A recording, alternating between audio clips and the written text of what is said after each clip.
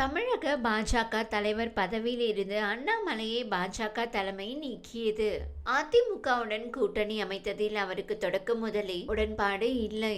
இந்த நிலையில் செய்தியாளர்களை சந்தித்து அண்ணாமலை பேசுகையில், நரேந்திர மோடி, அமித்ஷா ஆகியோர் தூய அரசியலை கொடுப்பார்கள் என்ற நம்பிக்கையில் பாஜகவில் பயணித்துக் கொண்டிருக்கிறேன். இல்லை என்றால் வேலையை விட்டு வர வேண்டிய அவசியமில்லை. தமிழ்நாட்டில் நல்ல அரசியலை கொடுப்பதற்கான கூட்டணி அமையும் என்ற எண்ணத்தில் தொண்டனாக என் பணிகளை செய்கிறேன். யார் இருக்க வேண்டும், யார் இருக்கக்கூடாது என்ற கருத்தை சொல்வதற்கும் எனக்கு அதிகாரம் இல்லை. பிடித்திருந்தால் இருப்பேன், பிடிக்கவில்லை என்றால் கிளம்பி விவசாயம் பார்க்க போகிறேன். எங்கள் கை காசை செலவு செய்து அரசியலில் இருக்கிறோம். பிடிக்கவில்லை என்றால் அதே வேலையை சமூக இயக்கமாக மாறி பொதுமக்களுக்கு செய்ய போகிறோம். மாற்றத்திற்காக காத்திருக்கிறேன். சற்று பொறுத்திருங்கள். சரியான நேரத்தில் பேசுகிறேன். முதல் தலைமை அரசியல்வாதியாக மாற்றத்திற்காக போராடி கொண்டிருக்கிறேன். சில நேரம் மனசாட்சிக்கு எதிராகவும் பேசுகிறேன். மனசாட்சி ஒன்று சொல்கிறது, வாய் ஒன்று சொல்கிறது.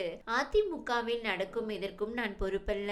எல்லாவற்றுக்கும் நான் தான் காரணம் என்று அதிமுக தலைவர்கள் என்னை திட்டுகிறார்கள். அமித்ஷாவுக்கு கொடுத்த வாக்குக்காக காத்திருக்கிறேன். திரும்ப பேசுவதற்கு எவ்வளவு நேரமாக்கிவிடும் என்று தெரிவித்தார். அண்ணாமலையின் இந்த பேச்சு பல்வேறு சந்தேகங்களை ஏற்படுத்தியிருக்கிறது. இந்நிலையில் சென்னையில் தமிழக பாஜக சார்பாக பாஜக சட்டசபை தொகுதி பொறுப்பாளர் மற்றும் இணை அமைப்பாளர் கூட்டம் நடைபெற்றது. தமிழக பாஜக தலைவர் நைனா நாகேந்திரன் தலைமையில் நடைபெற்ற இந்த கூட்டத்தில் அண்ணாமலை, தமிழிசை சவுந்தரராஜன் உள்ளிட்டோர் கலந்து கொண்டனர். இந்த கூட்டத்திற்கு அண்ணாமலை வந்த போது செய்தியாளர் ஒருவர் மைக்கை நீட்டினார். அப்போது டென்ஷன் ஆன அண்ணாமலை, நான் எப்போது பேச வேண்டுமோ அப்போது மட்டுமே பேசுவேன் என்று தெரிவித்தார். மீண்டும் கூட்ட அரங்கிற்குள் இருந்த செய்தியாளரை அழைத்த அண்ணாமலை, தமிழ்நாட்டில் உள்ள மற்ற மீடியாக்களுடன் 4-5 ஆண்டுகளாக பயணித்து வருகிறேன். புதுசா வந்து ஆட்டிட்டு இருக்கீங்களா? மரியாதை கொடுத்து மரியாதை வாங்குங்கள். நான் என்ன உங்கள் நிறுவனத்தில் வேலை செய்து கொண்டிருக்கிறேனா? எனக்காக ஊதியம் கொடுக்கிறீங்க.